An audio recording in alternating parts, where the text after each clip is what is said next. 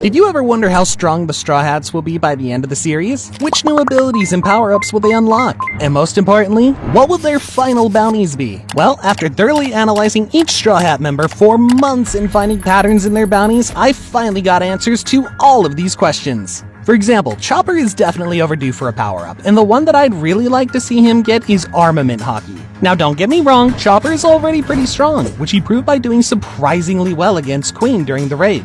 But if he just learned Armament Hockey, it would increase the strength of his physical attacks at least a few times. Then there's his Devil Fruit. I guess you could say that Monster Point is already Chopper's awakened form, which he has to force out using his special yellow pills. However, by the end of the series, I expect Chopper to completely master this form to the point that he can use it for much longer periods of time without needing his Rumble Balls. But at the end of the day, let's not forget that Chopper is the doctor of the crew, so the sad reality is that he may not actually get any decent power-ups until the end of the story. Also, I doubt Oda will stop with the joke about him being only the pet of the crew, so his bounty will be nowhere close to the other Straw Hats. Chopper's first bounty was 50 berries. The second one was 100 berries, and the one right now is 1,000 berries. Going by this, Chopper's last bounty will most likely only be 5,000 berries. There are still 9 Straw Hats left to cover, and some of their powers and bounties will be absolutely crazy. Nami, the Cat Burglar. Nami has always been considered a part of the weakling trio of the Straw Hats, but ever since she got Zeus, she has become a real baller. However, despite her newly acquired powers, there's still a few ways she could get even stronger. First of all, she could eat a Devil Fruit, but this doesn't really seem likely as her Climax already grants her Devil Fruit-like abilities. Armament or Conqueror's Hockey are also a big no for her, but I guess she could benefit from Observation Hockey a bit, as it may allow her to throw attacks from a much greater distance, similar to how Usopp managed to hit that subscribe button from miles away in Dressrosa, or something like that. Anyway, the coolest thing by far would be if her climb attack gets upgraded on Egghead, which is a real possibility considering Vegapunk's skills and knowledge. I don't know if you ever noticed, but Nami's bounties have always had the number 6 in them. Her first bounty was 16 million berries, the second one was 66 million berries, and the current one is 366 million berries. Since Nami doesn't really care about her bounty and would rather keep it as low as possible, I don't think she'll ever reach that 1 billion mark, so we can expect her final bounty to most likely be around 616 million berries. Brook, the Soul King. Brook doesn't know hockey right now, so there's definitely a possibility that he'll learn it in the future. Since Brook is a supporting character, if he does learn hockey eventually, it'll most likely be Observation Hockey so he can better support his crewmates in battle. However, the most interesting power-up Brook could get is the awakening of his Devil Fruit. The Yomi Yomi no Mi is definitely one of the most unique fruits out there, as it can literally bring users back to life. It also has other cool abilities like allowing Brook to separate his soul from his body and essentially become a ghost. So what kind of abilities would awakening of this fruit grant to Brook?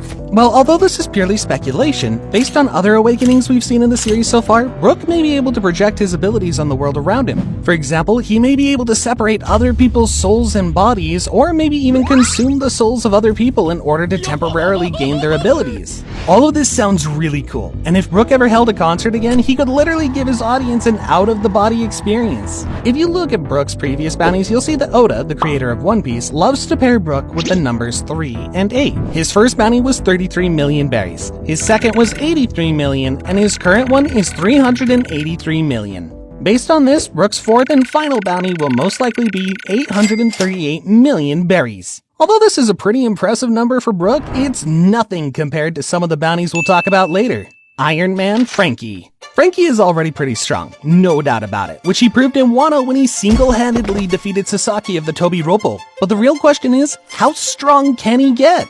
Franky is another crewmate who doesn't know hockey, and due to him relying mostly on his physical force during fights, I think learning Armament Hockey would be really fitting for him. Also, just imagine a cyborg coated in matte black. It would look so badass. Although Franky didn't get any real power up in Wano, the crew is currently on Egghead Island, and there's no way Franky is getting out of there without an absurd power up. Who knows? Oda may even ditch his bulky design and give him something entirely new. Whatever the case may be, Franky is one of the characters who literally has infinite potential for improvement, as he can always integrate new, stronger materials with his body and add any new weapons he makes. Once Luffy becomes the Pirate King and the story ends, I'd expect Franky to be similar to Queen in terms of strength. His bounty will also get significantly higher than it currently is, and there's a simple reason for that: the ancient weapon Pluton. During the Water 7 arc, we learned Franky has a connection to Pluton, as he was once the holder of its blueprints. This is why a lot of fans speculate that he'll be the one who eventually finds or maybe even creates Pluton out of Thousand Sunny. If this happens, his bounty will skyrocket, probably to 1,394,000,000 berries. If you're wondering why I chose this specific number for Franky, I'll explain it a bit more when we get to Usopp's bounty. God Usopp. If more than 1,000 One Piece episodes are anything to go by, Usopp most likely isn't going to get any power up in the traditional sense, and he's going to stay about as strong as he is right now. I mean, that's kind of the point of his character. The moment he becomes actually strong and brave, his dream will be accomplished, and that's why Oda has made sure to keep him the same old coward no matter what he accomplishes in the story. However, there's one interesting potential power-up Usopp could unlock: the Conqueror's Haki. Okay, I know this sounds ridiculous, but there are some things hinting towards it. You all know how most of Usopp's lies eventually come true in the end, and one of his most recent lies during the Wano arc was having Conqueror's Haki. This is why a lot of fans think that it's a real possibility he'll unlock it in the upcoming arcs. Other than that, another one of his lies is that he'll lead an army of 8,000 soldiers. We know that Usopp has a strong connection to all the giants he met throughout the story, so could it be that when he finally gets to the Giants Island Elbaf, he'll somehow become their leader? This would be really cool to see, and would make the great warrior Usopp feared around the world. Now we know that Usopp's bounties often rhyme with Luffy's. Each of their starting bounties was 30 million berries, and Usopp's current bounty is 500 million, which was Luffy's bounty after Dressrosa. Judging by this, it's most likely Usopp's final bounty will be exactly 1.5 billion berries, same as Luffy's previous bounty. Let's go back to Franky's bounty for a bit, as I still owe you an explanation for that one. I said his bounty is going to be exactly 1,394,000,000 berries, and that's because Franky's past two bounties have been exactly 106 million lower than Usopp's. Since we estimated that Usopp's final bounty will be 1.5 billion, it's only logical that Franky gets this odd number. There are still 5 more Straw Hats left to cover, and the next one is Nico Robin, the Devil Child. Robin's fight against Black Maria in Wano was pretty much her first proper fight since Skypiea, which was almost 20 years ago. However, during this recent fight, Robin did get one huge power-up, Demonio Fleur, which allows her to spawn a giant copy of her upper body with giant wings, resembling a devil. Now the question is, can this new form be considered a Devil Fruit awakening? Hana-Hana no Mi is a really unique Devil Fruit, as it already allows Robin to affect her surroundings by spawning as many of her body parts as she wants. This is usually something only the users of awakened Devil Fruits can do, which is why I think Robin's Devil Fruit is already kind of awakened and she won't be getting any new Devil Fruit related power-ups. However, when it comes to Haki, she definitely has a lot of room for improvement, and I think she'll definitely master it in the coming arcs. Imagine her throwing thousands of armament Haki slaps. It would suit her fighting style so well. So what about her bounty? Unfortunately, there isn't any numerical pattern we can follow when it comes to Robin, as her bounties are all over the place. But considering how important she is due to her ability to read poneglyphs, her affiliation with the Revolutionary Army, as well as the fact that she'll undoubtedly reach Laugh Tale at some point, I'd say around 1,950,000,000 berries seems about right for her. Jinbei, the Knight of the Sea. Jinbei is a character that genuinely doesn't need a power-up. What he needs is a good opportunity to showcase his abilities. The only serious fight he had in the story was against Who's Who, and he won that one pretty easily.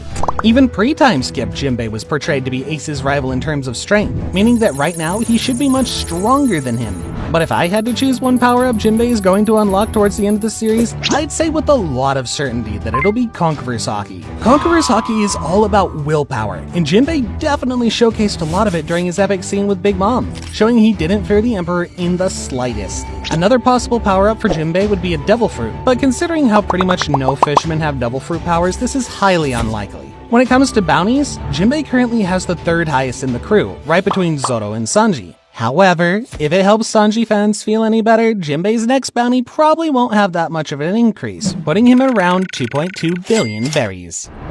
Blackleg Sanji.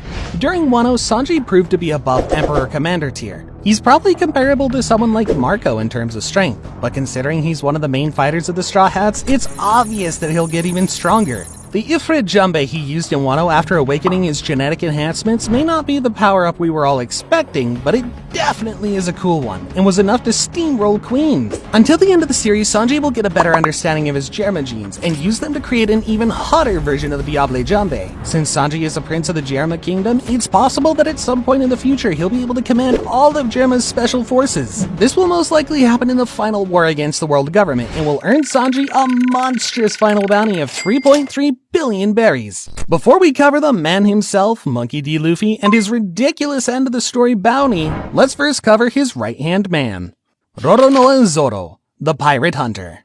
Zoro's future power-ups may be the most straightforward out of all the Straw Hats. If he ever plans on surpassing Mihawk, he'll need to figure out how to turn his swords into black blades. If I had to guess, I'd say the first sword he'll turn black will be Wado Ichimonji, simply because that's the sword Zoro has the strongest connection to, as it was previously wielded by his childhood friend, Kuina. Other than turning his swords black, he'll also find a supreme grade blade and add it to his arsenal. I mean, Roger had one, Whitebeard also had one, and of course, Mihawk's sword Yoru is also a supreme grade blade. It only makes sense that Zoro gets one too, but which one will he get? Well, other than the supreme grade blades I just mentioned, the only known one is Shodai Kitetsu. We have no idea where this blade currently is. Maybe that bald guy from the Five Elders has it? Whatever the case, it's surely the most befitting sword for Zoro, considering he already has one blade from the Kitetsu series. Other than the sword-related power-ups, Zoro may also learn advanced observation haki at some point, as that's the only haki type he still hasn't unlocked. Since Zoro is expected to become the world's strongest swordsman by the end of the series, his bounty will have to be higher than Mihawk's, putting him at around 3.6 billion berries.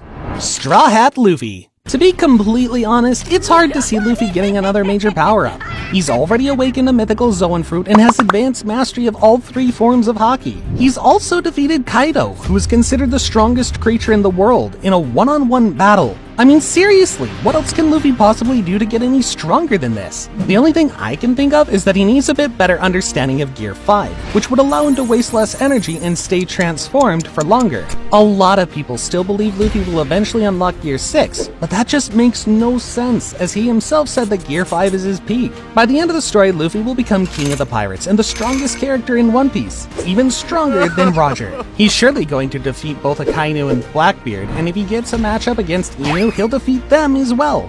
In the end, Luffy will be in a league of his own. As for his bounty, it's going to be exactly 5,656,000,000 berries. This would make his bounty slightly higher than Roger's, which would make sense, and it'll also work really well with the name of his devil fruit. Gomu means 5 and 6 after all. Click on this video, where we rank the 15 strongest swordsmen in One Piece.